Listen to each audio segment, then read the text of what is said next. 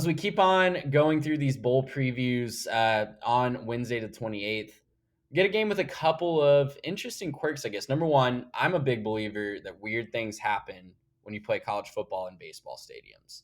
And also, we get one Yes. of the three games, I think, that aren't owned by the Mouse. So the Holiday Bowl, Oregon versus North Carolina, a little bit quirky, a little bit different. It is 8 p.m. Eastern on Fox on December 28th. And you get two teams in this one that were so close to winning their conference this year, right? You get Oregon, you get North Carolina, two high octane offenses. Oregon has a great year one under Dan Lanning that they are certainly capitalizing off of on the recruiting trail right now. But they lost two of their last three to their rivals and ended up losing their spot in the Pac 12 championship game that seemed all but guaranteed going down the stretch this year. And they also lost any slim hope they had at the playoff. North Carolina, we were a team that we were banging their drum down the stretch because they'd only lost one game. They had the high octane offense. No one seemed to be talking about them. And look, everybody else was right. We were wrong on that one. We shouldn't have been banging the drum for North Carolina. They ended up losing, faltering down the stretch as well, losing their last three to leave just a lot of Tar Heel fans wondering, I think, how they missed out on a New Year's Six bowl this year. I think that seemed like a lock heading into November. And all of a sudden, they end up in North Carolina and maybe experiencing a little bit of that don't want to be here syndrome. But we'll get to that in just a second. Like I said up at the top, both of these teams played really, really well on offense this year. Both teams have quarterbacks who can put their team on their back at times. You've got the seasoned veteran in Bo Nix versus the young gun and Drake May. And, both of these teams can put up a lot of points. And both teams are going to kind of be scrambling, though, on the offensive side of the ball after they lost their offensive coordinator to a new gig. So, two very similar styles, two very similar, levels of talent, I would say. Lots of talent is going to be on the field in San Diego. What do both of these teams have to do to come away with a win? Well, I think if you're, Oregon, you start off by saying you need good Bo and you need nothing weird to happen, right? That's kind of been the story for Oregon this year. I think Bo Nix has done a great job reviving his football career as a Duck.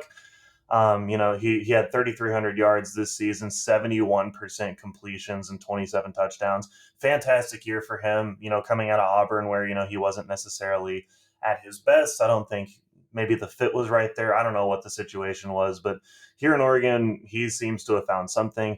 He's been great for the majority of the season. However, the Ducks, they just had a couple weird plays go against them this year. And I think this has just kind of ended up sort of, I guess, with a lot of Duck fans saying, wait, what happened? Some weird situations against Washington and Oregon State where, it seems like they should have probably won that game. They certainly felt like the better team in both of those games for a vast majority of those games, but ended up losing both of those games. And obviously, like you were saying, the expectations weren't exactly met. If Bo is healthy enough to be a difference maker, he can take this game into his hands and kind of force the Ducks to glory. He's certainly capable of putting the team on his back. If the defense is good enough, maybe force a turnover or two. I think Nix is the guy that can put up some big numbers. Oregon did end up with the ninth best scoring offense this year, so maybe a little bit of a less talked about team in terms of offensive prowess, but certainly has the ability to put up points. UNC has an interesting formula here. I think North Carolina wins if Drake May completes 63% of his passes. He has sort of a weird cutoff there where in all of the games they lost, he completed less than 63%. And there were a couple games where he did complete right at that 63, 64%, and they ended up winning the game. That actually one of their losses came when he only completed 62%. So there's kind of a weird threshold there where 63% is the number. Little weird stat aside for a second, this offense does go as Drake May goes. When he's on, almost impossible to beat this team. They were exceptional this year. But it seems like in the last couple of games, you kind of get held to some smaller numbers, only scored one touchdown through the air. And I think just sort of the pressure that they were putting on him, found creative ways to get at the quarterback, I think was ultimately the way that they faltered down the stretch. He needs to be able to find that magic again and sort of bring this team back to where they were for the majority of the year up until, they kind of lost down the stretch. He passed for over 4,000 yards this year, 35 touchdowns. If he's on, again, this is one of the best teams in the country when he plays well. They can score with the best of them and they can put up huge numbers. Maybe not the best on defense, but they do have the ability to hold their own and let him do what he needs to do. Yeah, and you mentioned the defense. both of these teams, I think North Carolina especially gets a bad rep for their defense, right? And listen, rightfully deserved. They give up a lot of points, a lot of yards. I think Oregon gets more credit than they deserve on defense, at least in my opinion. I think coming into the year, we thought their defense was going to be stout, but they've given up a lot of yards and points too. I think this is going to be a high scoring, lot of offense, a couple, whichever quarterback makes fewer mistakes is probably going to win this game. Do you have a score prediction for us, Garrett? Yeah, as I thought about this one, I thought, who can I trust the most? And weird enough, I'm going to go with Bo Nix in this one. I think that he is the steady force. I never thought we would say this going into the year.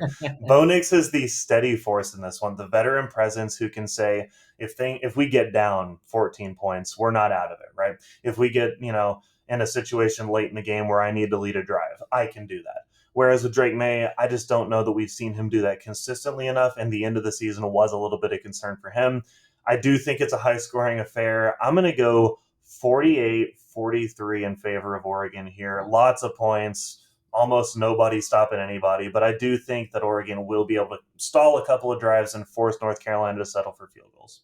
It's going to be a wild one that goes kind of late into the night. I'm with you on the high scoring. I think I'm with you on Oregon too. I think there's just more paths to a victory for Oregon in this one. I'm going to go 45-35. Really close shootout.